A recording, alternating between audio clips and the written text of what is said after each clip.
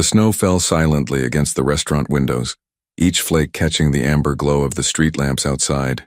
Emma Martinez pressed her forehead against the cold glass for just a moment, watching the white blanket slowly covering Fifth Avenue. Christmas Eve in New York City. The most magical night of the year, they said. For most people, anyway. She pulled back from the window and returned to wiping down the tables, the damp cloth moving in methodical circles across the dark wood surfaces, the scent of cleaning solution mixed with the lingering aroma of garlic, tomato sauce, and fresh basil that had filled Rossini's Italian restaurant just hours ago.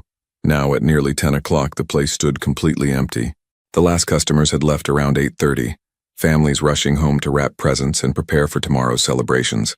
Emma was 23 years old, though some days she felt much older. Her dark brown hair was pulled back in a practical ponytail, a few strands escaping to frame her tired face. She wore the standard black pants and white button-down shirt required of the restaurant staff, though the apron she'd worn during service now hung on a hook near the kitchen door. Her brown eyes, usually bright and observant, carried a certain heaviness tonight, the weight of another holiday spent alone. "Emma, honey, you can head out if you want," Mr. Rossini had said earlier, his round face sympathetic as he buttoned his heavy coat. The 60-year-old owner had run this restaurant for 30 years, and he'd always been kind to her. "Your shift ended at 9. Don't worry about the last few tables."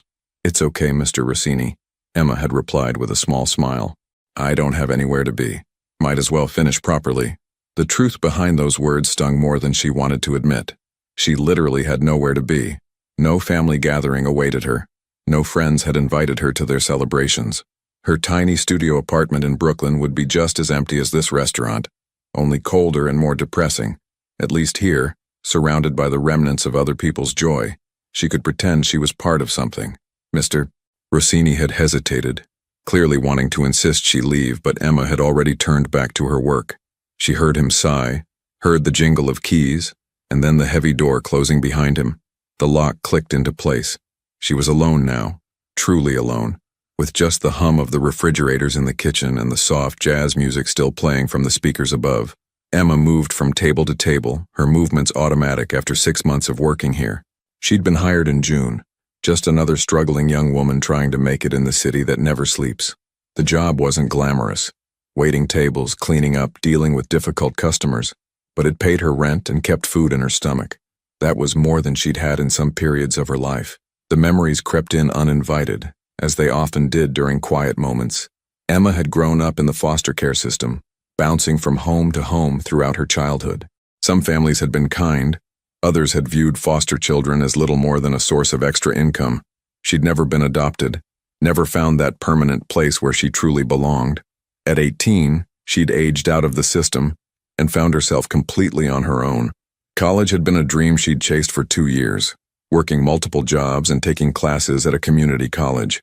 But when her hours got cut at one job and her roommate suddenly moved out, leaving her with double the rent, Emma had been forced to drop out. She'd moved to New York 2 years ago with $500 and a backpack full of everything she owned, convinced that somehow in this massive city she'd find her place. She hadn't found it yet. Emma paused at the window again, watching a family walk past outside. A mother and father held the hands of a small child between them, swinging the laughing girl between them as they walked.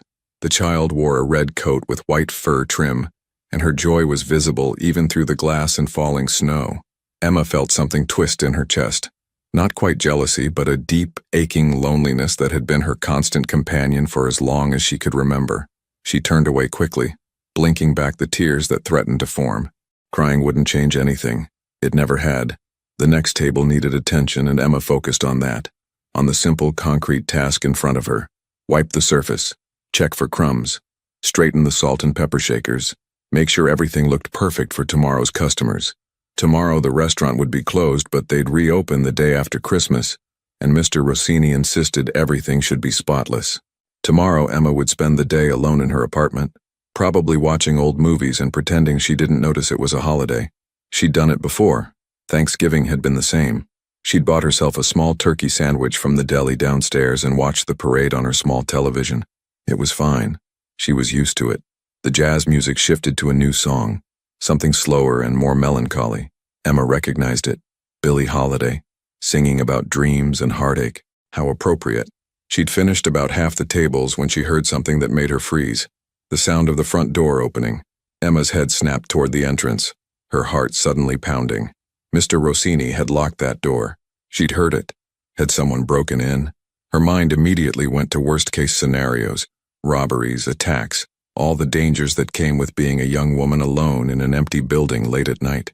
But the figure that stepped through the door wasn't what she expected. It was a child. A little girl, no more than 6 or 7 years old, stood in the doorway.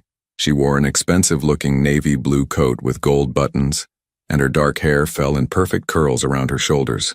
Her eyes were a striking hazel green, and they surveyed the empty restaurant with open curiosity, rather than fear. Behind her, partially obscured by the falling snow, Emma could see a large figure, a man, tall and broad-shouldered, wearing a dark suit despite the cold. He remained outside, watching, but making no move to follow the child in. "Hello?" Emma called out, her voice uncertain.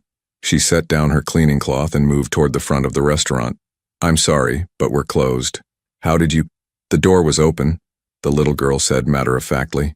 Her voice carried a slight accent, something that suggested Italian heritage, matching the elegant way she carried herself. "I saw the lights on. Are you working?" Emma glanced at the door, confused. She was certain Mr. Rossini had locked it. Maybe he'd forgotten, or maybe this child was lying. But why would a child lie about something like that? "Yes, I'm just finishing cleaning," Emma replied, trying to sound friendly despite her confusion and slight alarm. "But we're not serving food right now. Are you lost? Is that your father outside?" The girl glanced back at the man waiting in the snow, then returned her attention to Emma. "That's Giovanni. He works for my father. We were driving past and I saw you in here. You're all alone." There was something in the way she said it, "You're all alone," that made Emma's throat tighten. It wasn't accusatory or pitying. It was simply an observation, delivered with the straightforward honesty that only children possess. "I'm finishing my work," Emma said, offering a small smile. "What's your name, sweetheart?" "Sophia." The girl took a few steps further into the restaurant, her expensive leather shoes clicking softly on the tile floor. "Sophia Valentino. What's your name?" "I'm Emma Martinez." She watched as Sophia moved between the tables, running her small hand along the backs of chairs as she went. "It's very late for a little girl to be out. Shouldn't you be home? It's Christmas Eve." "I know what day it is," Sophia replied, stopping at one of the tables Emma had just cleaned. She looked up at Emma with those unnervingly perceptive eyes. "We were coming back from visiting my grandmother. She lives in Connecticut. My papa always takes me to see her on Christmas Eve." Emma nodded slowly. The child seemed perfectly safe, perfectly comfortable, but there was something unusual about this situation. The expensive clothes, the bodyguard waiting outside, the casual way Sophia spoke about her father and grandmother. It all suggested wealth and privilege beyond anything Emma had ever known. "That sounds nice," Emma said gently. "Your grandmother must love having you visit." Sophia's expression shifted slightly, a shadow passing across her young face. "She talks about my mama a lot. My mama died when I was 4. I don't remember her very much, but Nona, that's my grandmother, she tells me stories." The words hit Emma harder than she expected. This beautiful little girl, dressed like a princess, standing in an empty restaurant on Christmas Eve, talking about her dead mother with the kind of matter-of-fact sadness that suggested she'd learned to live with the grief. "I'm so sorry, Sophia," Emma said softly, kneeling down so she was at eye level with the child. "That must be very hard." Sophia shrugged, a gesture too adult for her small frame. "Papa says Mama is watching over us. I like to think that's true." She paused, studying Emma's face with unsettling intensity. "Are your parents watching over you too?" The question, delivered with such innocent directness, made Emma's carefully constructed walls crack just a little. I never really knew my parents," she admitted. "I grew up in foster care, different families, different houses." "So you're alone," Sophia said again, and this time there was definitely sympathy in her voice. "Like me, except I have Papa and Nona and lots of people at our house. But sometimes I still feel alone, especially without Mama."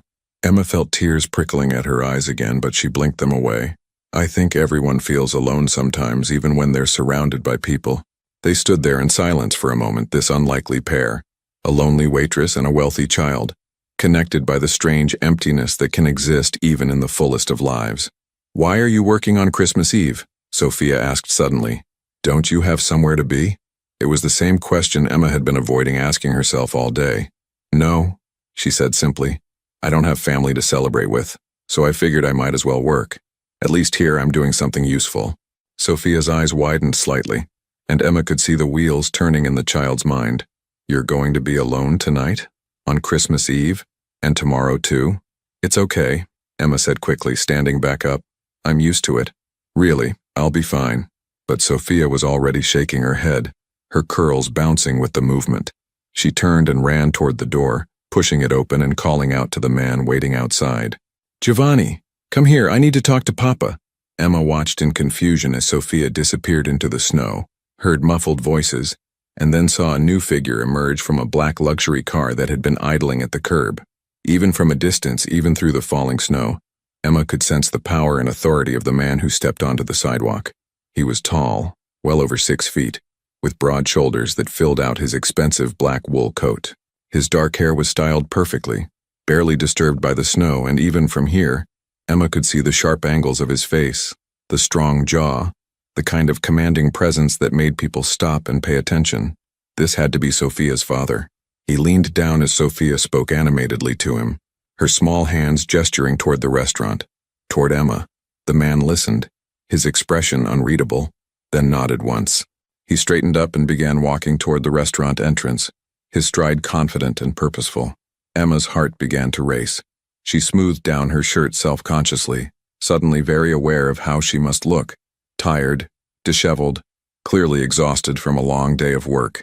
This man, whoever he was, radiated wealth and power, the kind of person who probably never even noticed people like her. The door opened, and he stepped inside, Sophia bouncing in behind him. Giovanni, the bodyguard, remained outside, a silent sentinel in the snow. Up close, Sophia's father was even more imposing. He appeared to be in his late 30s, with dark eyes that seemed to assess everything in a single glance. His features were distinctly Italian: strong nose, full lips, olive skin that suggested Mediterranean heritage. He wore a perfectly tailored suit under his coat, and a watch that probably cost more than Emma made in a year glinted on his wrist. But what struck Emma most was the way his expression softened when he looked down at his daughter. The intimidating authority melted away, replaced by genuine affection and patience. Papa, this is Emma, Sophia announced, tugging on her father's hand. She's all alone on Christmas Eve. She doesn't have any family. She's going to spend tomorrow by herself. Emma felt her face flush with embarrassment. Sophia, you don't have to. Is this true? The man's voice was deep and smooth, with just a trace of an Italian accent. His eyes fixed on Emma, and she felt pinned under that gaze, like he could see through all her defenses to the lonely truth beneath. Yes, but it's fine, Emma stammered. I'm used to it. Your daughter is very kind to be concerned, but really, I'll be okay.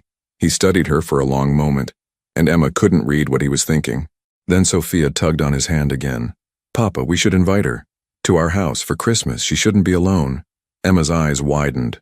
Oh no, that's really not necessary. I couldn't possibly. Sophia, her father said gently, we can't just invite strangers into our home. But Sophia was undeterred, her young face set with determination. You always say that Christmas is about family and kindness. That's what Mama would have wanted. Emma is nice, I can tell, and she's all alone, Papa. On Christmas, the man looked down at his daughter, something complicated passing across his features. Emma could see the internal struggle, the desire to protect his child versus the desire to honor her compassionate heart. Then he looked back at Emma, and their eyes met. In that moment, Emma saw something she hadn't expected.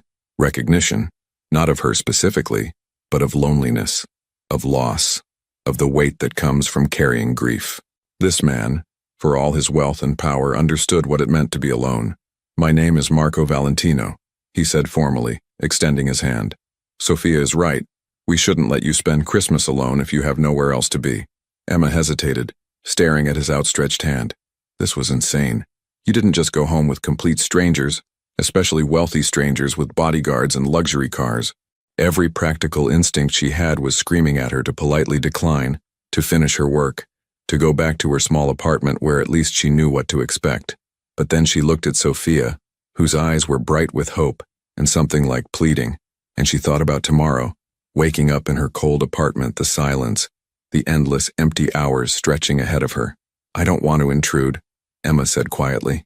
You don't even know me. Papa, Sophia said insistently. Please.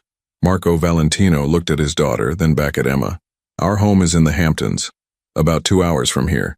We have more than enough space, and Sophia would be delighted to have company. I promise you, Miss Martinez, you would be a welcome guest. There was sincerity in his voice beneath the formal politeness, and something else, perhaps a recognition that sometimes the most important kindnesses are the ones extended to strangers.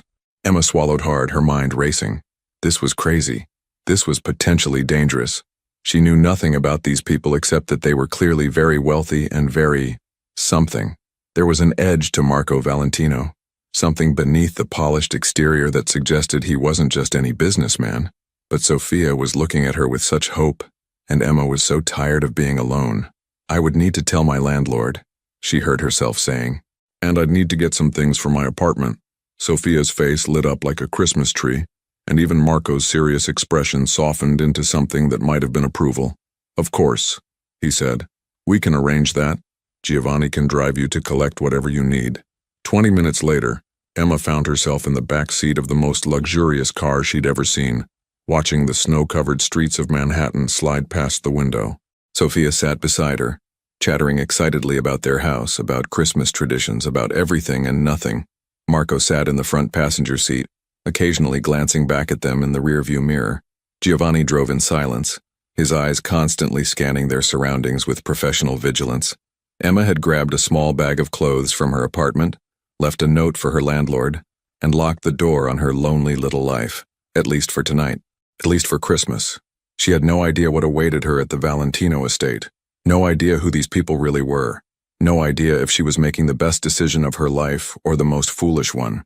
But as Sophia reached over and squeezed her hand, as the warm car carried her away from the cold, empty night, Emma decided that maybe, just maybe, some risks were worth taking. After all, what did she have to lose? The city lights began to fade as they headed toward the highway, and Emma watched them disappear, feeling like she was leaving behind one version of her life and driving toward something completely unknown. Are you scared? Sophia asked suddenly, her intuitive eyes watching Emma's face. Emma considered lying, but something about this child demanded honesty. A little, she admitted. Sophia nodded wisely. That's okay. Sometimes the best things are a little bit scary at first. Papa says being brave means doing things even when you're afraid. From the front seat, Emma saw Marco's shoulders tense slightly at his daughter's words, as if he were reminded of lessons he'd taught her about courage and fear. The snow continued to fall as they drove through the night, leaving the city behind, heading toward a future Emma couldn't have imagined just hours ago. She thought about the empty restaurant, about the tables she'd been cleaning, about how just one small girl saying, "You're all alone," had changed the entire trajectory of her Christmas, and maybe her life. She closed her eyes briefly, feeling the warmth of the car, hearing Sophia's happy chatter, and for the first time in longer than she could remember, Emma allowed herself to feel something like hope. Whatever came next, at least she wouldn't be alone tonight. The drive seemed to stretch on forever, though Emma knew from the dashboard clock that barely 90 minutes had passed. Sophia had finally fallen asleep about halfway through the journey, her head resting against Emma's shoulder, her breathing soft and steady. Emma hadn't moved, afraid to wake the child, acutely aware of the trust this little girl had placed in her, a complete stranger. Through the window, Emma watched as the urban landscape gradually gave way to suburbs, then to darker stretches of highway bordered by snow-covered trees. The further they drove from the city, the more surreal this entire situation felt. What was she doing? Getting into a car with people she didn't know, driving to some mansion in the Hamptons, all because a 6-year-old had invited her? Yet here she was. We're almost there, Marco said from the front seat, his voice low to avoid waking Sophia. It was the first thing he'd said in nearly an hour. The estate is just beyond this next turn. Emma nodded, then realized he probably couldn't see her in the darkness. Okay, she whispered back. Giovanni turned off the main road onto a smaller lane, barely visible through the falling snow. The trees grew denser here, their branches heavy with white. Then, emerging from the darkness, Emma saw them. Massive iron gates, at least 12 feet tall, with elaborate scrollwork and the letter V worked into the design. A security booth stood to the left of the gates, and a man in a dark uniform stepped out as they approached. Giovanni rolled down his window and the guard leaned in, his eyes scanning the interior of the car before nodding. He pressed something, and the gates began to swing open with barely a sound. Emma's heart began to beat faster. Those gates, that security. This wasn't just wealth. This was something else entirely. The driveway stretched ahead of them, lined with lamp posts that cast golden pools of light on the pristine white snow. Emma could see manicured grounds even beneath the winter covering, and in the distance, lights began to appear. Many lights. Then the house came into view, and Emma's breath caught in her throat. It wasn't a house. It was an estate, a massive 3-story structure of pale stone and large windows, with a circular driveway that curved around an elaborate fountain.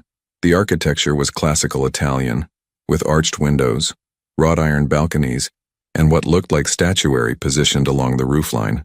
Warm light poured from nearly every window, making the building glow against the snowy night like something from a fairy tale. "Oh my God," Emma whispered, unable to stop herself.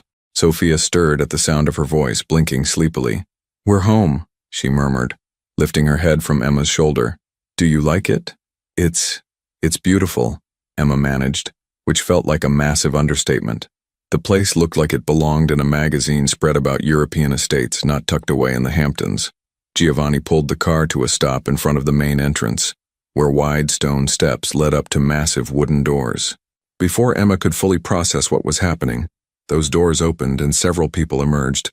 Staff, Emma realized, dressed in formal attire, ready to assist with their arrival. Marco stepped out of the car first, then opened the back door for Sophia. The little girl climbed out eagerly, then turned back to look at Emma with an encouraging smile. "Come on, don't be nervous." Easy for her to say. This was her home. For Emma, this felt like stepping into a completely different world, one where she definitely didn't belong. But she took a deep breath and slid across the seat, accepting Marco's offered hand as she stepped out into the cold night air. His grip was firm and steady, and when their eyes met briefly, Emma thought she saw understanding there, perhaps an awareness of how overwhelming this must be for her. "Welcome to our home, Miss Martinez," he said formally, though his tone was warmer than it had been in the restaurant. A woman in her 50s appeared at the top of the steps, her silver hair pulled back in an elegant bun. She wore a simple but expensive-looking black dress, and her bearing suggested she ran this household with efficient precision. "Mrs. Chen, this is Miss Emma Martinez," Marco said as they climbed the steps. "She'll be our guest for the holidays. Please prepare the blue guest suite for her." Mrs. Chen's expression remained professionally neutral, though Emma caught the briefest flicker of surprise in her eyes. "Of course, Mr. Valentino. Welcome, Miss Martinez. I'm the head housekeeper. If you need anything at all during your stay, please don't hesitate to ask." "Thank you," Emma said softly, feeling completely out of her depth.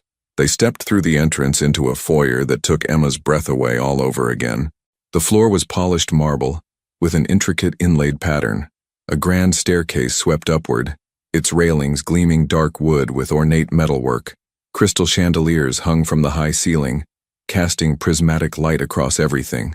Fresh flowers, white lilies and red roses, stood in arrangements on antique tables flanking the entrance. This wasn't just wealth. This was generational wealth, old money, the kind of affluence Emma had only ever seen in movies. "Sophia, it's past your bedtime," Marco said gently, placing a hand on his daughter's shoulder. "Mrs. Chen will help you get ready for bed." "But Papa, I want to show Emma around," Sophia protested, though Emma could see the exhaustion in her eyes. "Tomorrow," Marco promised. "Miss Martinez isn't going anywhere. She'll be here in the morning and you can show her everything then." Sophia turned to Emma, her expression worried. "You promise you'll still be here tomorrow?" The question broke Emma's heart a little. This child, who had everything money could buy, was still afraid of people leaving. "I promise," Emma said, meaning it. "I'll be right here when you wake up."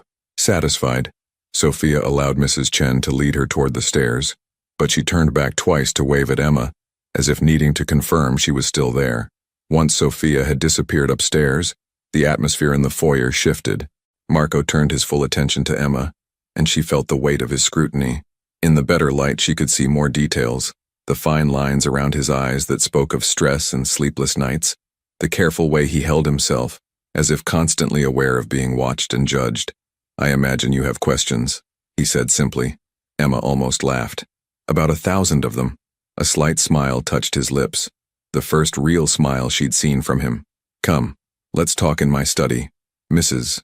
Chen will have someone bring your bag to your room." He led her through the house, and Emma tried not to gape at everything they passed. Paintings that looked like they belonged in museums. Furniture that was clearly antique and probably priceless. Rooms that seemed to go on forever, each more elegantly appointed than the last. The study was toward the back of the house, a wood-paneled room lined with bookshelves and dominated by a massive desk. A fire crackled in the fireplace, and comfortable leather chairs faced the warmth. Marco gestured for Emma to sit, then moved to a small bar cart. "Would you like something to drink? Wine? Coffee?" he asked. "Coffee would be great, actually," Emma admitted. "I don't think I could sleep right now if I tried." He smiled again, slightly wider this time. "I understand the feeling." He pressed a button on the wall, and moments later, a young man in staff uniform appeared. Marco requested coffee, then settled into the chair across from Emma, the firelight playing across his features. "I should explain who we are," he began, "and what you've walked into." Emma's stomach tightened. "Okay. My family has been in America for 3 generations, Marco said carefully. "My grandfather came from Sicily in the 1950s. He built a successful import-export business, legitimate, legal, profitable. My father expanded it, and I've continued that expansion. We deal primarily in Italian goods, wines, olive oils, specialty foods, textiles." He paused as the staff member returned with a tray bearing coffee and delicate pastries. Once they were alone again, Marco continued. "However, my family also has connections, business relationships that go beyond simple commerce. We are what you might call a traditional Italian family, with all that implies." Emma's mouth went dry. He was basically admitting they were connected to organized crime, though not in those exact words. The bodyguard, the security, the massive estate, it all made horrible sense now. "I'm telling you this because you're in my home, around my daughter, and you deserve to know the truth," Marco said, his eyes never leaving hers. "I run legitimate businesses. I don't involve myself in anything illegal, but I can't control what my father did, or my grandfather, or what certain relatives choose to do. The name Valentino carries weight, and not all of it is about wine and olive oil." "Why are you telling me this?" Emma asked, her voice barely above a whisper. "I'm nobody, just a waitress you met a few hours ago." "Because Sophia has already bonded with you," Marco replied. "And because I saw something in you tonight, something that made me trust my daughter's instincts. She's rarely wrong about people." The coffee sat untouched between them as Emma tried to process everything. She should be terrified. She should make an excuse and call a cab back to the city. But instead, she found herself asking, what happened to Sophia's mother? Pain flashed across Marco's face, quickly controlled but unmistakable. "Isabella died 2 years ago. Cancer. She was sick for a long time, but she fought hard, tried every treatment. In the end, nothing worked." "I'm so sorry," Emma said softly, and she meant it. "Sophia was only 4 when we lost her," Marco continued, his voice thick with emotion. "She doesn't remember much, just impressions, feelings. Sometimes I think that makes it harder. She knows she had a mother, knows she should miss her, but the actual memories are fading. That's why she feels alone," Emma said, understanding clicking into place. "Even surrounded by all these people, by you, by everything, she's missing that one person." Marco nodded, looking into the fire. "I try to be enough for her. I try to be both parents. But there are things a father can't provide no matter how hard he tries." They sat in silence for a moment, the fire crackling, the weight of shared grief and loneliness filling the space between them. "Why did you really invite me here?" Emma asked. "It's not just because Sophia asked, is it?" Marco looked at her, really looked at her, and Emma saw the loneliness in his eyes, the same loneliness she'd carried for so long. "Because when Sophia said you were alone on Christmas Eve, I saw your face. I recognized that look, and I thought, perhaps we could all use some company. Perhaps healing comes from unexpected places." The honesty in his words took Emma's breath away. This powerful man in his fortress of a house with all his money and connections was essentially admitting he was lonely too. "I don't understand your world," Emma said honestly. "I don't know anything about this kind of life. I grew up with nothing, moved from place to place, never knowing where I belonged. This," she gestured around them, "this is so far beyond anything I've ever experienced." "Good," Marco said simply. "Sophia doesn't need someone who understands my world. She needs someone genuine, someone kind, someone who sees her as a child and not as the Valentino heir. When she met you, she saw a person who knew what it meant to be alone. She connected with that." Emma took a sip of her coffee, buying time to think. What exactly are you asking me? Stay, Marco said. Not just for Christmas. Stay as Sophia's companion, her tutor if you will. She's homeschooled. We have a teacher who comes 3 times a week. But that's not enough. She needs someone present, someone who can be there for her day to day. Someone who isn't staff, who doesn't see her as a job. You're offering me a position? Emma asked, stunned. I'm offering you a home, Marco corrected. Room, board, and a salary.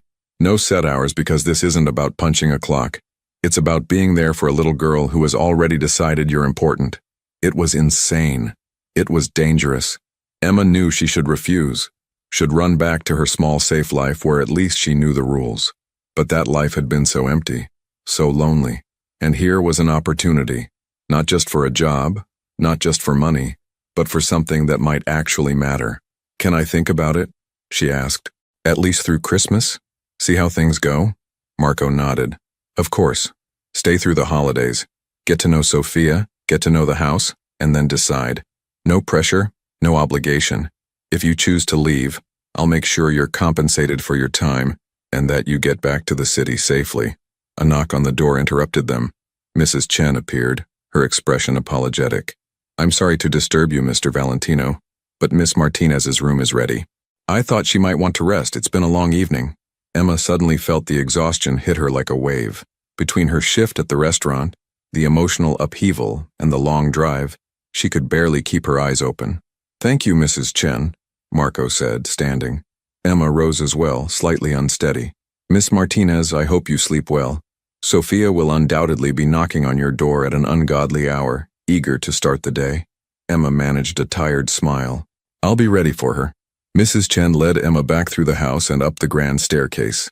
The second floor was just as impressive as the first, with wide hallways lined with artwork and plush carpeting that muffled their footsteps. This is the blue suite, Mrs. Chen said, opening a door near the end of the hall. Sophia's room is 3 doors down, and Mr. Valentino's private quarters are on the 3rd floor. If you need anything, there's a phone on the nightstand that connects directly to the staff quarters. Simply pick it up and someone will assist you. Emma stepped into the room and had to suppress a gasp. It was larger than her entire apartment. A 4-poster bed dominated the space, dressed in blue and white linens. French doors led to what appeared to be a private balcony. There was a sitting area with a sofa and chairs, a writing desk, and through an open door Emma could see a marble bathroom that looked like something from a spa. Her small duffel bag sat on a bench at the foot of the bed, looking completely out of place in the elegant surroundings. Your private bathroom has everything you should need, Mrs. Chen continued. Fresh towels, toiletries, robes. If you require anything else, please don't hesitate to call. Breakfast is typically served at 8, but given the late hour, you're welcome to sleep in. Just call when you wake and we'll bring something to your room, or you can come down to the dining room. Thank you, Emma managed. It's beautiful. Mrs. Chen's expression softened slightly. Mr. Valentino is a good man, Miss Martinez. He loves his daughter very much. Whatever brought you here tonight, I hope you'll give it a fair chance. Sophia hasn't been this excited about anything in a very long time. With that cryptic statement, the housekeeper left, closing the door quietly behind her. Alone in the enormous room, Emma walked slowly to the window. She pulled back the heavy curtains and looked out at the snow-covered grounds. Lights illuminated the paths and gardens, showing off the careful landscaping even in winter. In the distance, she could see what looked like a pool house and tennis courts. This was impossible. This couldn't be her life, even temporarily. Yet here she was. Emma found her phone in her bag and saw several missed calls from Mr. Rossini, probably worried about her leaving the restaurant. She sent him a quick text explaining that she was safe, that she'd met some people who'd invited her to spend the holidays with them, and that she'd be back after Christmas to discuss her schedule. His response came immediately. Emma, I'm just glad you're not alone tonight. Merry Christmas, sweetheart. Be safe. Tears pricked at Emma's eyes. Mr. Rossini had always been kind, but this simple message of care and concern touched something deep in her heart. She got ready for bed in the luxurious bathroom, feeling like an imposter using the expensive soaps and soft towels.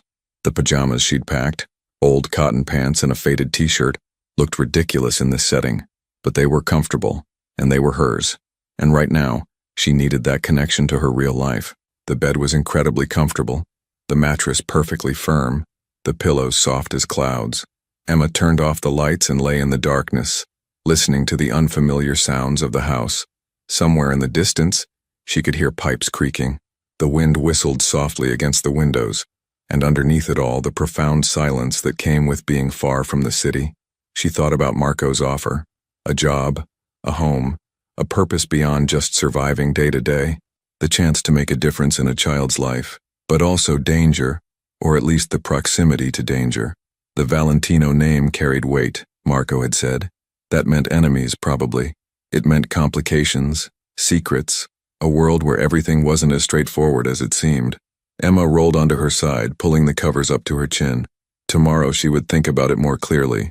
Tomorrow she would spend time with Sophia, explore this strange new world and try to figure out if this impossible opportunity was a gift or a mistake. But tonight, for the first time in as long as she could remember, Emma fell asleep knowing that when she woke up she wouldn't be alone.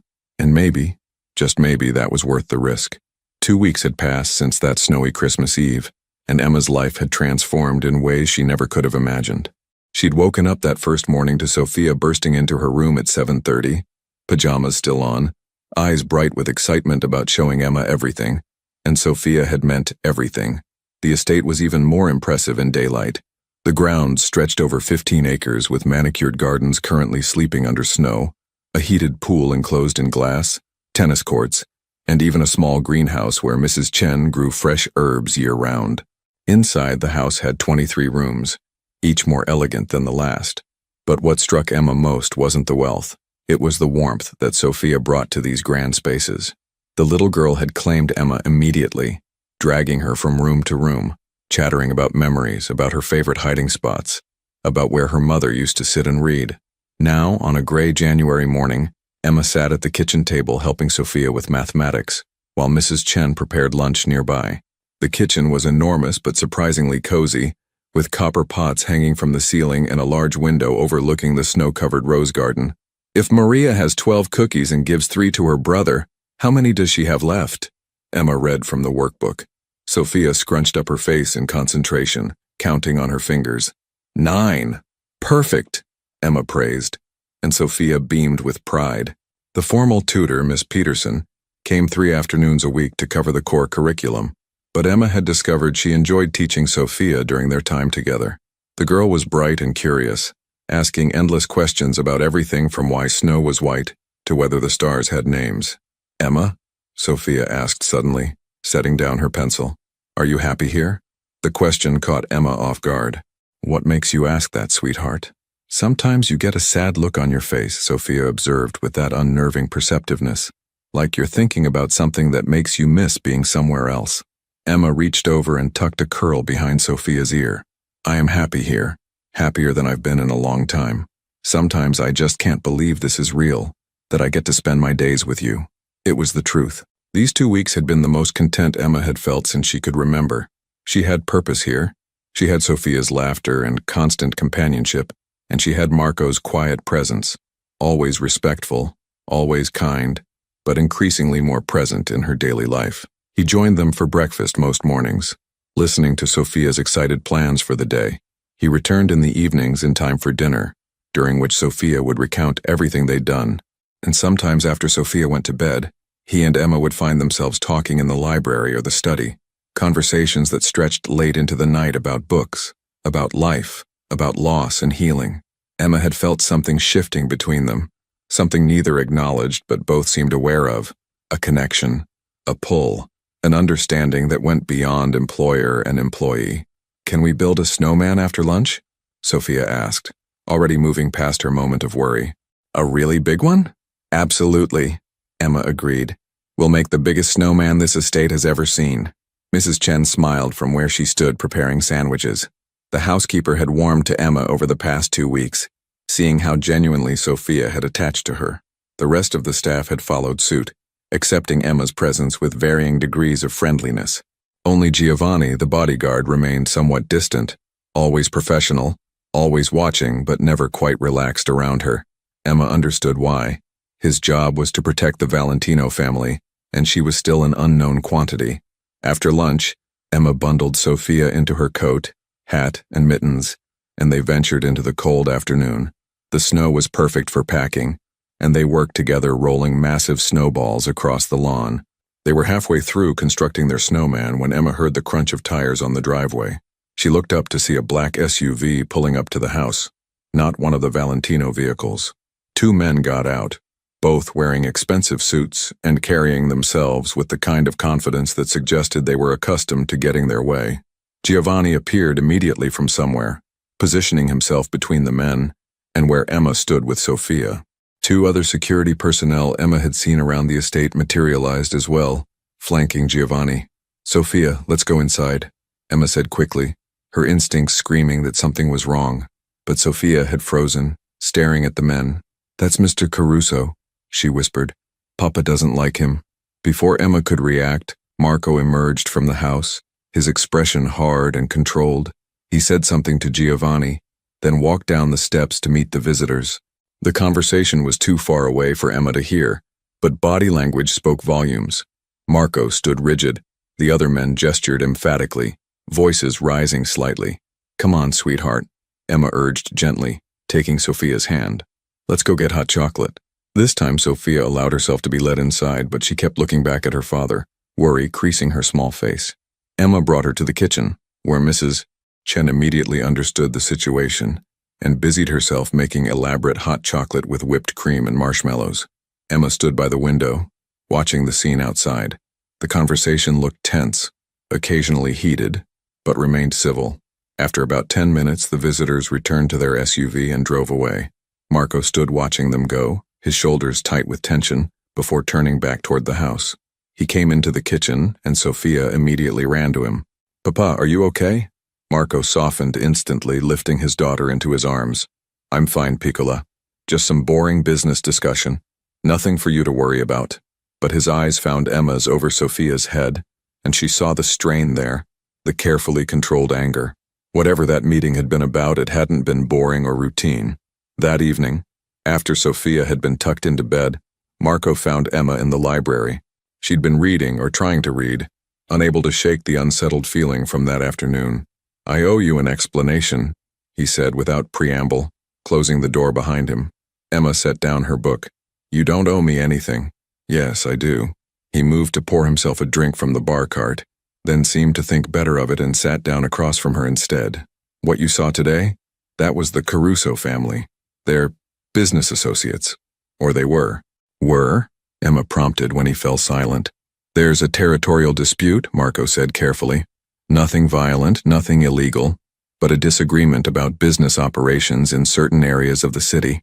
The Carusos believe they have claim to certain opportunities. I disagree." "And they came here to your home to discuss this?" Emma asked, remembering the tension, the barely concealed hostility. "They came here to intimidate," Marco corrected, his voice hardening. "To remind me that I have a daughter, that I have things to protect. It's an old tactic, showing up at someone's home, making them feel vulnerable." Emma felt cold despite the warmth of the library. "Are we in danger? Is Sophia?" "No," Marco said firmly. "I have extensive security. Giovanni and his team are highly trained, and the Carusos aren't violent. They're businessmen who occasionally forget the boundaries of professional discourse. But I won't lie to you, Emma. This is the reality of my world. There are always negotiations, always pressures, always people testing limits." Emma absorbed this, thinking about Sophia's innocent joy in building snowmen, about the peaceful rhythms of their days together. "Does this happen often?" "More than I'd like," Marco admitted. "Less than it used to when my father was alive and things were more complicated. I've worked hard to legitimize our operations, to distance us from the less savory aspects of the family legacy. But the name still carries weight, and with it comes expectations and challenges." He looked at her directly, his dark eyes intense. "I told you that you could leave at any time. I meant it. If this is too much, if you feel unsafe or uncomfortable, I'll arrange for you to return to the city tomorrow. No hard feelings, no judgment." Emma thought about her tiny apartment, about going back to serving tables, about the loneliness that had been her constant companion. Then she thought about Sophia's laughter, about the way the little girl's face lit up every morning when Emma appeared for breakfast, about the sense of purpose she'd found here. "I'm not leaving," she said quietly but firmly. "Not unless Sophia wants me to go." Something flickered in Marco's expression. Relief, gratitude, and something else Emma couldn't quite name. "She would be devastated if you left. She talks about you constantly. You've become enormously important to her in a very short time. She's become important to me too, Emma admitted. I've never had family, never had anyone who needed me or wanted me around. Being here with Sophia, it's the first time I've felt like I belonged somewhere. You do belong here, Marco said softly. You've brought something back to this house that's been missing since Isabella died. Light, laughter, warmth. Sophia smiles more in one day with you than she did in entire weeks before you came. They sat in comfortable silence for a moment. The only sound, the ticking of the antique clock on the mantel. What happened today won't happen again, Marco said. I've made it clear that my home is off limits. Any future discussions will take place in neutral territory, during business hours, away from Sophia and away from you. I'm not afraid, Emma found herself saying, surprising herself with the truth of it. I mean, maybe I should be, but I'm not. I trust you to keep us safe. Marco's eyes widened slightly at that simple declaration of trust. Thank you, he said, his voice rough with emotion. That means more than you know. Emma stood, suddenly aware of the lateness of the hour and the intimacy of the moment. I should get some sleep. Sophia wants to finish our snowman tomorrow and she'll be up early. Marco stood as well, and for a moment they simply looked at each other. Emma was acutely aware of how close they were standing, of the way his gaze seemed to trace her features, of the warmth radiating from him. Emma, he said softly, and her name on his lips sent a shiver through her. I'm glad you're staying. Me too, she whispered. The moment stretched, charged with possibility, before Emma forced herself to step back. This was her employer, Sophia's father, a man whose world she barely understood. Whatever she was feeling, attraction, connection, possibility, it was complicated by 1,000 factors. Good night, Marco, she said, deliberately using his first name for the first time. Good night, Emma, he replied, and the small smile on his face suggested he'd noticed the shift. Emma left the library, her heart racing, her mind spinning.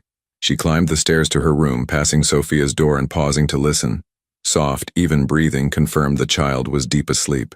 In her own room, Emma changed for bed and stood at the window, looking out at the moonlit snow. She could see their partially finished snowman, a testament to the simple joy of the afternoon before things had gotten complicated. But maybe complicated wasn't necessarily bad. Maybe complicated meant real, meant substantial, meant something worth navigating. Emma thought about the choice she'd just made, to stay, knowing the challenges, understanding the risks. She thought about Marco's barely concealed relief when she'd declared she wasn't leaving. She thought about the way something had shifted between them tonight, an acknowledgement of feelings neither was quite ready to voice. Most of all, she thought about Sophia, sleeping peacefully down the hall, trusting that Emma would still be there in the morning. And Emma would be. Whatever came next, business disputes, rival families, complicated feelings for Sophia's father, she would face it. Because for the first time in her life, Emma had found something worth fighting for, a place to belong, a child who needed her, and maybe, just maybe, something more. 3 weeks had passed since the Caruso family's unwelcome visit, and the tension in the household had been palpable. Emma had watched Marco become increasingly stressed, taking calls at odd hours, disappearing into his study for long meetings with men in expensive suits who arrived and departed with military precision. Giovanni's team had increased their presence around the estate. There were more security patrols, more cameras, more vigilance.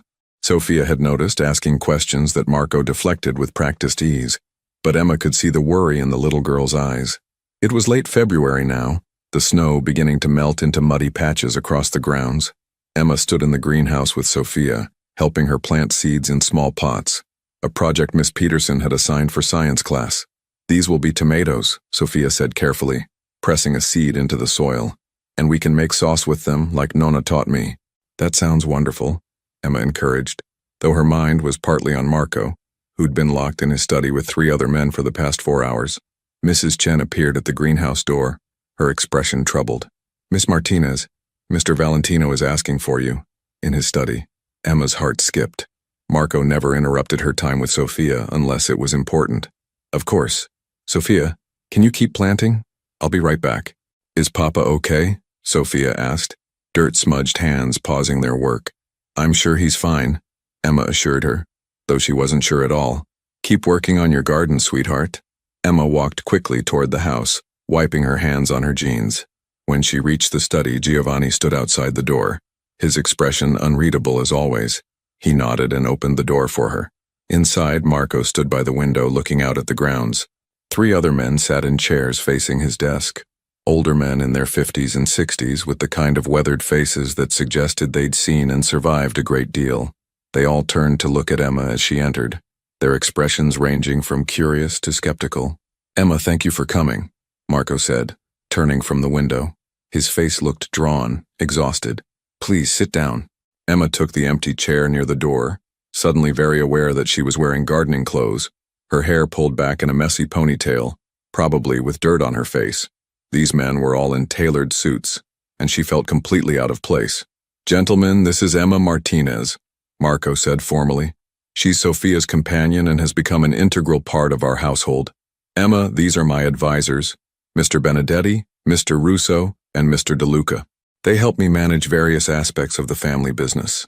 The men nodded politely, though Emma could see them assessing her, wondering why she'd been called to what was clearly a serious business meeting.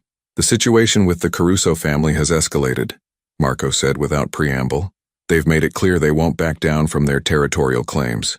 They're pressuring our suppliers, undercutting our prices and spreading rumors designed to damage our reputation with our business partners." Emma listened, her stomach tightening.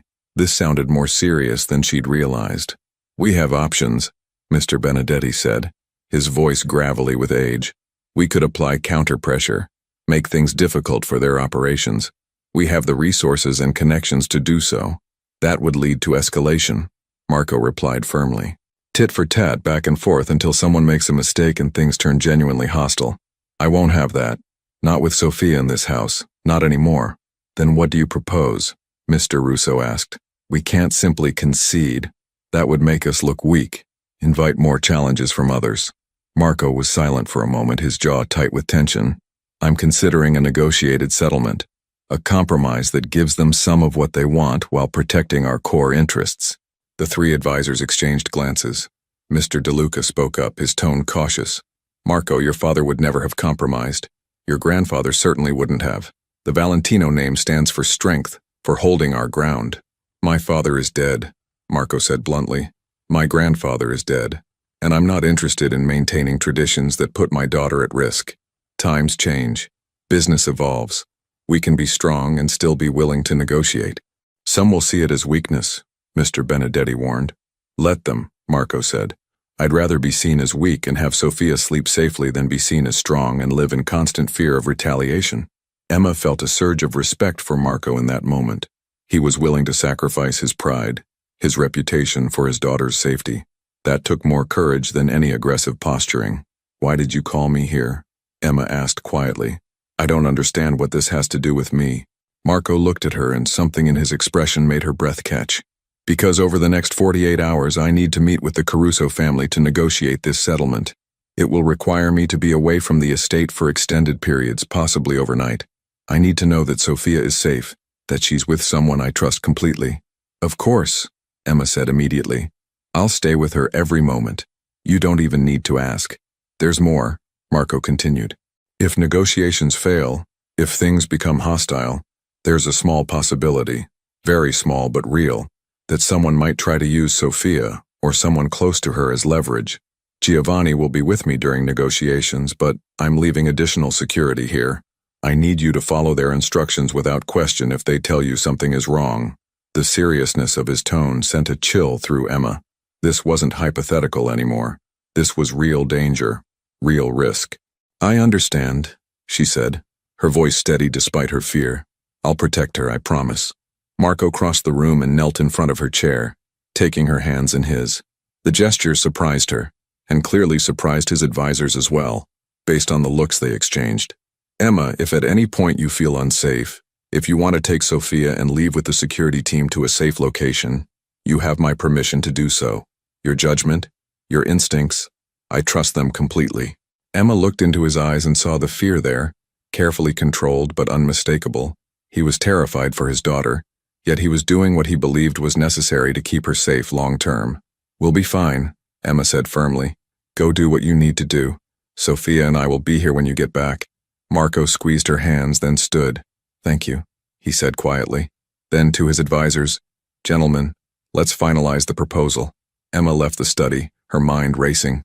She found Sophia still in the greenhouse, having finished planting all her seeds and now drawing pictures of what she hoped they'd grow into. "Is everything okay?" Sophia asked, looking up with those perceptive eyes. "Everything's fine," Emma assured her, sitting down beside the little girl. "Your papa has some important business to handle over the next couple of days. He'll be gone quite a bit, but you and I get to have extra time together. What should we do?" Sophia considered this. "Can we bake cookies and watch movies and maybe build a fort in the library?" "All of that sounds perfect," Emma said, pulling Sophia into a hug. "We're going to have the best 2 days ever." That evening, Marco left the estate in one of the SUVs, Giovanni in the front seat, 2 other security personnel following in a second vehicle. He'd said goodbye to Sophia with extra long hugs and kisses, promised he'd call before bedtime, and then pulled Emma aside for a private moment. "My phone will be on," he'd told her quietly. "If anything at all seems wrong, you call me immediately, and if I don't answer, you call Giovanni. The safe room is in the basement, behind the wine cellar. All the staff know the location. If there's any threat, you take Sophia there and you don't come out until I personally come to get you." "Marco, we'll be fine," Emma had said, though his intensity was making her increasingly nervous. He'd looked at her for a long moment and she'd seen something in his eyes beyond fear for his daughter. Something personal, something directed at her specifically. "Be safe, Emma. Both of you. Please." Then he'd left, and Emma had felt the absence of his presence like a physical weight. The first evening passed peacefully. Emma and Sophia baked chocolate chip cookies, making an enormous mess in the kitchen that Mrs. Chen good-naturedly helped clean up. They watched an animated movie, built an elaborate fort in the library using couch cushions and blankets, and had a tea party with Sophia's stuffed animals. When bedtime came, Sophia was reluctant to go to sleep. "I don't like when Papa's not here," she admitted quietly as Emma tucked her in. "I know, sweetheart," Emma said, brushing hair from Sophia's forehead, "but he'll call in just a few minutes to say goodnight, and I'm right down the hall if you need anything." "Will you stay until I fall asleep?" Sophia asked. "Of course." Emma sat in the chair beside Sophia's bed, holding the little girl's hand. True to his word, Marco called at 8:30. Emma handed the phone to Sophia, who chatted with her father about cookies and movies and all the fun they'd had. When she hung up, she seemed more settled. "Papa says he loves me to the moon and back," Sophia reported, snuggling into her pillows. "That's what Mama used to say too." "That's because it's true," Emma said softly. "You're very loved, Sophia." Within 20 minutes, Sophia was asleep. Emma stayed a few minutes longer, just watching the child's peaceful face, feeling the weight of the responsibility Marco had placed in her. Then she quietly left, leaving the door cracked open so she'd hear if Sophia called. The house felt different with Marco gone, quieter, emptier, despite the staff moving through their evening routines. Emma walked the halls, too restless to sleep, and found herself in Marco's study. She shouldn't be in here, probably, but she couldn't help herself. The room smelled like him, expensive cologne, leather, and something uniquely Marco. Emma sat in his chair behind the desk, running her fingers along the wood surface, and tried not to think about how much she'd come to care for this man in such a short time. It was more than attraction, more than gratitude for the opportunity he'd given her. It was genuine affection, respect, and something deeper that Emma was afraid to name. She thought about his hands holding hers earlier, about the way he looked at her sometimes when Sophia wasn't watching, about the late-night conversations where they'd shared pieces of their pasts and their hopes for the future. This was dangerous territory. He was her employer, Sophia's father, a man whose world was so far from anything she'd known. Getting emotionally involved would complicate everything. But maybe it was already too late for warnings. Maybe her heart had made its decision weeks ago, that first night when he'd invited a lonely stranger into his home. Emma's phone buzzed with a text. "Marco, everything quiet there?" She smiled and typed back, "Completely quiet. Sophia's asleep. We had a good day." His response came quickly. "Thank you for being there. It helps me focus knowing she's with you." Emma stared at the message, reading between the lines. She typed, "How are the negotiations going? Complicated, but progress is being made. I should be home tomorrow evening. We'll be waiting. Be safe.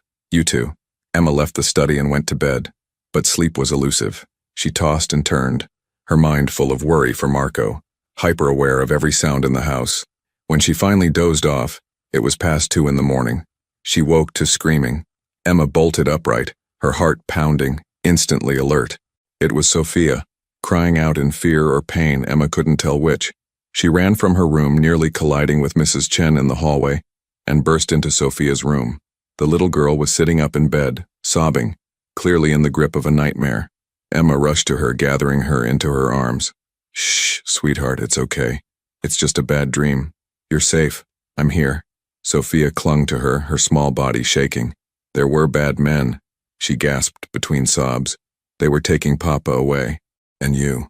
And I was all alone again." Emma's heart broke. "Oh, Sophia, that's not going to happen. Your Papa is fine. I'm right here.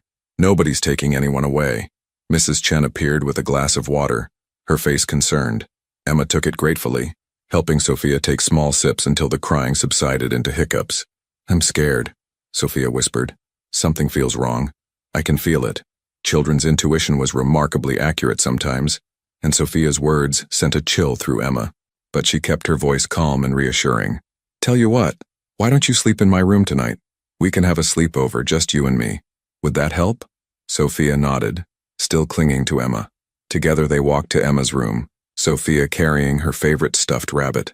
Emma settled the little girl in her bed, then lay down beside her, keeping a protective arm around the child. "Tell me a story," Sophia requested quietly, "about when you were little." Emma searched her memory for something happy, something that wouldn't reveal too much about the loneliness of her childhood. "When I was about your age," she began, "I lived with a foster family that had a big dog named Charlie.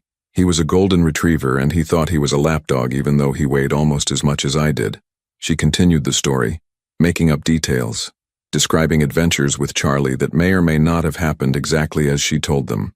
Sophia's breathing gradually evened out, and soon she was asleep again, her hand still gripping Emma's shirt. Emma lay awake, staring at the ceiling, Sophia's warm weight against her side. She thought about Marco somewhere in the city, negotiating with people who'd threatened his family. She thought about the life she'd stumbled into, about how much these people had come to mean to her, and she prayed that Sophia's nightmare was just a nightmare, nothing more. Morning came gray and cold. Emma woke to find Sophia already awake, watching her with solemn eyes. "Morning, sweetheart," Emma said, stretching carefully. "How are you feeling?" "Better," Sophia said. "Sorry I woke you up." "Don't ever apologize for needing me," Emma said firmly. "That's what I'm here for. Now what should we do today?" They went downstairs for breakfast, where Mrs. Chen had prepared Sophia's favorite, pancakes with fresh berries. The day passed slowly. Emma kept Sophia occupied with activities, more baking, art projects, reading stories. But there was a tension in the air that even Sophia's cheerful determination couldn't completely dispel. Marco called twice, brief conversations that confirmed negotiations were ongoing. He sounded tired but hopeful. "Tomorrow," he told Emma during the second call, "we should have an agreement finalized by tomorrow afternoon. We'll be here," Emma promised. That evening, after Sophia was in bed, in her own room this time, the nightmare seemingly forgotten in daylight, Emma sat in the living room with Mrs. Chen, who'd brought her tea. "You've been good for them," the housekeeper said unexpectedly. "Mr. Valentino and Miss Sophia. I've been with this family for 15 years, since before Sophia was born. I've watched Mr. Valentino carry grief and responsibility that would crush most men. You've brought light back into this house." Emma felt her throat tighten. "I'm just doing my job." Mrs. Chen smiled knowingly. "If you think this is just a job anymore, Miss Martinez, you're not paying attention. That man looks at you the way he used to look at Isabella, like you're something precious, something worth protecting." Emma didn't know what to say to that. Before she could formulate a response, Giovanni appeared in the doorway, his phone in his hand, his expression grim. "Miss Martinez, Mr. Valentino needs to speak with you. It's urgent." Emma's heart dropped. She took the phone Giovanni extended, her hand shaking slightly. "Marco?" "Emma, listen carefully." His voice was tight, controlled, but she could hear the stress underneath. "The negotiations have hit a complication. The Carusos are demanding a face-to-face meeting with me, alone, at a location of their choosing. My advisors think it might be a setup, a way to put pressure on me by making me feel vulnerable." "Don't go," Emma said immediately. "If it's not safe, I have to," Marco interrupted. "If I refuse, we're back to square one and the tensions will only escalate. But I need you to do something for me. I need you to take Sophia and go to the safe room. Now, stay there with Giovanni's team until I personally come to get you." "Marco, you're scaring me," Emma said, fear creeping into her voice. I'm being cautious, he replied, probably overly cautious. But I'd rather have you safe and have it be unnecessary than take any chances. Please, Emma, do this for me. Okay, Emma said, making her decision. Okay, I'll get Sophia. We'll go to the safe room. Thank you. I'll call you as soon as the meeting is over. It shouldn't take more than 2 hours. Emma, he paused and she heard him take a breath. Thank you. For everything. For being who you are. The line went dead before she could respond. Emma handed the phone back to Giovanni. We need to get Sophia to the safe room. The bodyguard nodded approvingly. I'll alert the team. Mrs. Chen will show you the way. Move quickly, but don't alarm the child if possible. Emma ran upstairs, her mind racing. She opened Sophia's door as quietly as possible, but the little girl stirred immediately. Emma? Sophia's sleepy voice called out. What's wrong? Nothing's wrong, sweetheart, Emma said, turning on the bedside lamp. But we're going to play a game. Your papa wants us to practice using the safe room just in case we ever need it. Like a fire drill, remember? Sophia sat up, rubbing her eyes. She was smart enough to sense something was off, but trusting enough not to panic. Okay. Should I bring Mr. Rabbit? Yes, and let's get your slippers on. Within 3 minutes, they were heading downstairs. Mrs. Chen met them at the basement door, and Giovanni appeared with 2 other security personnel. One of them carried what looked like communication equipment. The other was clearly armed, though he kept his weapon discreetly positioned. The basement was finished and surprisingly comfortable, with storage rooms and a small wine cellar. Mrs. Chen led them through the wine cellar to what looked like a solid wall of brick. She pressed a specific sequence on what appeared to be decorative stonework, and a section of the wall swung inward, revealing a hidden room. The safe room was about 15 feet square, with reinforced walls, its own air filtration system, and enough supplies to last several days. There were beds, a small bathroom, communication equipment, and even some toys and books that someone had thoughtfully stocked for Sophia's sake. This is cool, Sophia said, looking around with interest. It's like a secret hideout. Exactly, Emma agreed, trying to keep her voice light. A secret hideout where we can be very safe. Mrs. Chen and one of the security personnel entered with them. Giovanni stayed outside. I'll be right here, he said. The door locks from the inside. Don't open it for anyone except me or Mr. Valentino. Anyone else tries to get in, you use the phone in there to call the police directly. The door closed with a heavy final sound and Emma heard the locks engage. Sophia immediately went to explore, checking out the supplies, the bathroom, the small kitchenette. She seemed to think this was an adventure, and Emma was grateful for the child's resilience. Mrs. Chen settled into a chair, her face calm but serious. We wait, she said simply. The security guard, Emma learned his name was Robert, positioned himself by the door, monitoring communication equipment. Emma sat on one of the beds and Sophia climbed up beside her. Is Papa okay? The little girl asked quietly. Your papa is fine, Emma assured her. He just wants to make sure we're extra safe while he finishes his business. He'll come get us as soon as he's done. Sophia nodded, accepting this, and asked Emma to read to her. Emma found a book among the supplies and began reading, her voice steady, even though her heart was racing. An hour passed, then another. Sophia eventually fell asleep against Emma's shoulder, exhausted by the late hour. Mrs. Chen dozed in her chair. Robert remained alert, occasionally speaking quietly into his radio. Emma couldn't sleep. She kept checking her phone, but there were no new messages. She thought about Marco walking into a meeting with potential enemies, without Giovanni, without his usual protection. She thought about all the things she'd never said to him, about feelings she'd been too cautious to acknowledge. At 11:47 p.m., Robert's radio crackled. Emma's head snapped up. She heard Giovanni's voice, though she couldn't make out the words. Robert responded, then turned to them. It's done, he said. Mr. Valentino is en route. ETA 20 minutes, all clear. Emma felt her entire body sag with relief. Thank God, she whispered. Mrs. Chen woke, smiled, and patted Emma's hand. I told you Mr. Valentino knows how to handle himself. They waited those 20 minutes in tense anticipation. Then they heard it. The sound of the locks disengaging. The door opened, and Marco stood there, Giovanni behind him. Marco looked exhausted. His tie loosened, his hair slightly disheveled, but he was whole and safe. His eyes found Emma immediately, and the relief in his expression mirrored what she felt. Then he looked at his sleeping daughter, and something in his face softened completely. It's over, he said quietly. We have an agreement. The Carusos have accepted our terms. It's done. Emma carefully shifted Sophia in her arms, and Marco crossed the room in 3 strides. He lifted his daughter gently and Sophia stirred, blinking sleepily. "Papa?" she murmured. "I'm here, Piccola," he said softly. "Everything's okay. Let's go back to bed." They made their way upstairs, Marco carrying Sophia, Emma following close behind. He took Sophia to her room and laid her in bed, pulling the covers up and kissing her forehead. Sophia was asleep again before he even left the room. In the hallway, Marco turned to Emma. They stood there in the dim light, and Emma saw the toll the past 2 days had taken on him. The stress, the fear, the weight of every decision. "Are you okay?" she asked softly. Instead of answering, Marco pulled her into his arms. Emma froze for just a second, surprised, then wrapped her arms around him, holding him tightly. She could feel his heart beating against her chest, could feel the tension slowly draining from his body. "I was terrified," he admitted, his voice rough. "Not for myself, but for Sophia. And for you. The thought of anything happening to either of you." "We're safe," Emma whispered.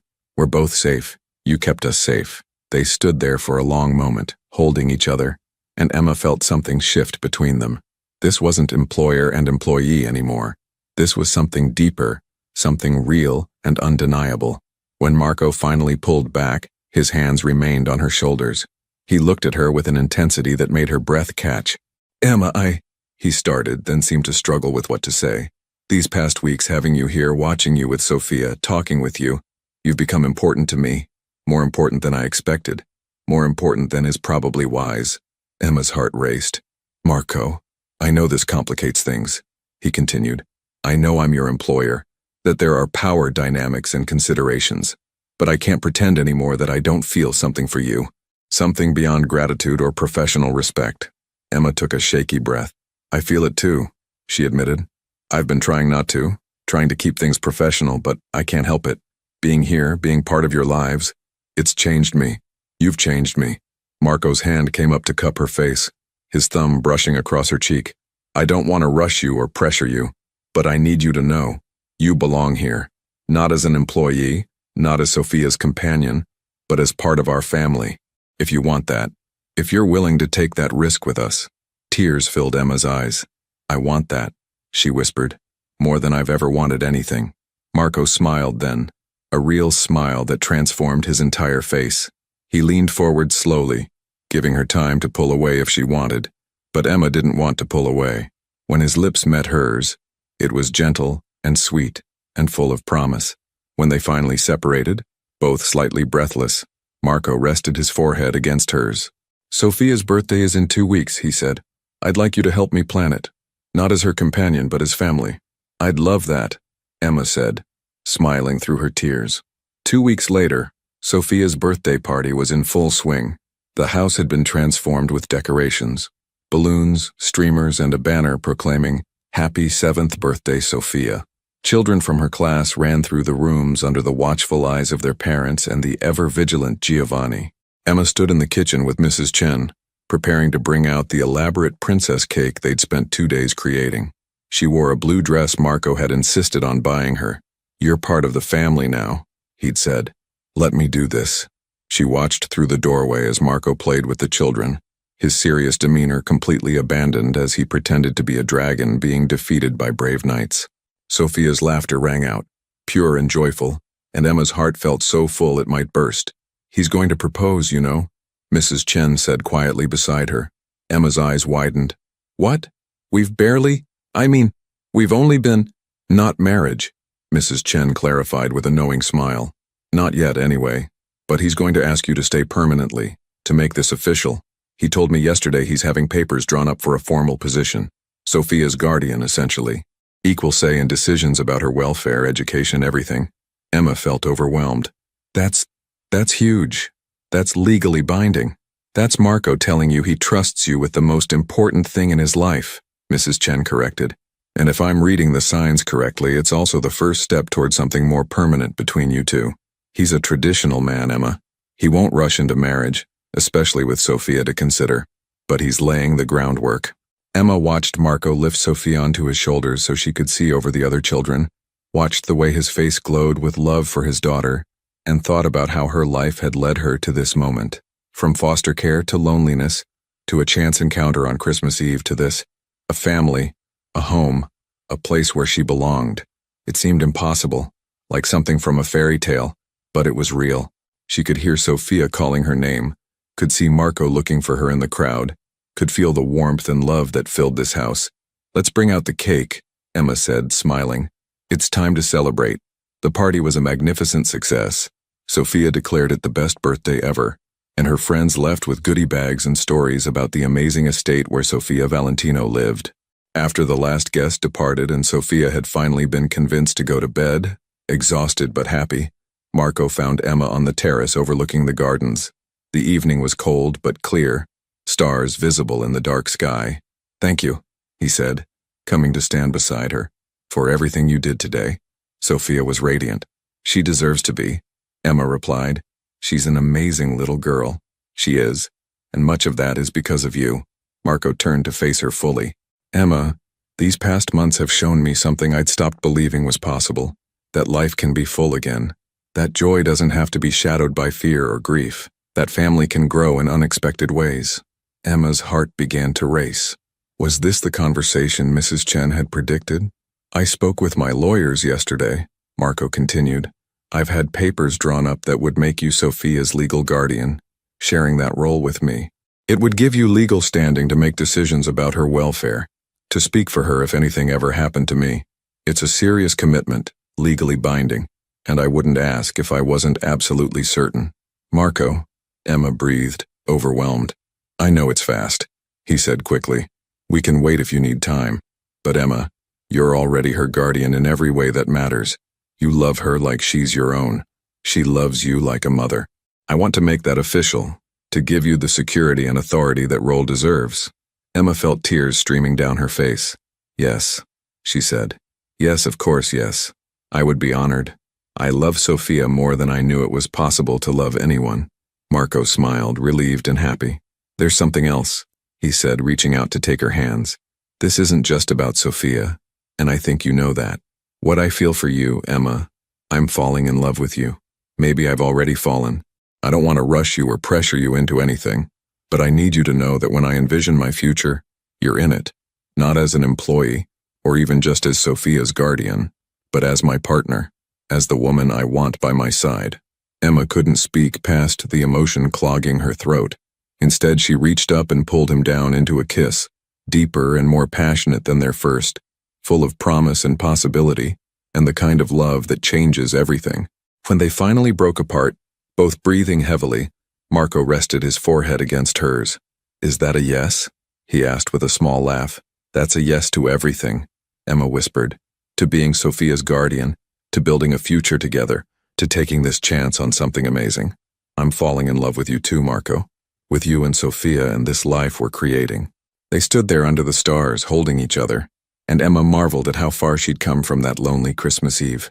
She thought about the empty restaurant, the endless sadness, the conviction that she'd always be alone, and then she thought about a 6-year-old girl with kind eyes who'd simply said, "Come home with me," and changed everything.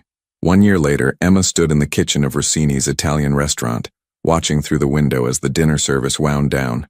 It was Christmas Eve again, exactly 1 year since that fateful night, and Marco had suggested they come here to celebrate, a full circle, a way of honoring where their story began. Mr. Rossini had closed the restaurant to regular customers for the evening, and instead hosted a private dinner for the Valentino family. Sophia, now 8 and even more confident than before, sat at a table with her grandmother, Marco's mother, who'd flown in from Italy for the holidays, and who'd welcomed Emma with open arms and tears of joy. Marco came up behind Emma, wrapping his arms around her waist and resting his chin on her shoulder. "What are you thinking about?" he asked softly. "About last year," Emma admitted. "About how lonely I was. About how I thought I'd spend every Christmas Eve for the rest of my life cleaning tables and going home to an empty apartment. And now?" Marco prompted. Emma turned in his arms, looking up at the man she loved. "Now I have everything I never knew I needed. A daughter who calls me Mama. A man who loves me for exactly who I am. A family that chose me even though they didn't have to." Marco smiled and kissed her forehead. Then, to Emma's shock, he dropped to one knee right there in the restaurant kitchen, pulling a small velvet box from his pocket. "Emma Martinez," he said. his voice thick with emotion. You walked into my life on the loneliest night, and you brought light and laughter and love.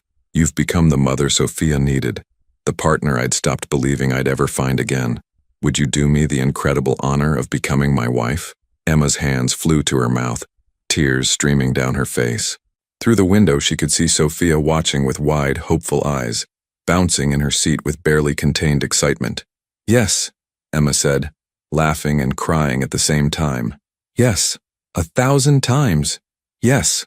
Marco slipped the ring onto her finger, a simple but beautiful solitaire, and stood to kiss her. Through the window they heard Sophia shriek with joy and start clapping, and Marco's mother was dabbing at her eyes with a handkerchief. They went back out to the dining room where Sophia immediately launched herself at Emma.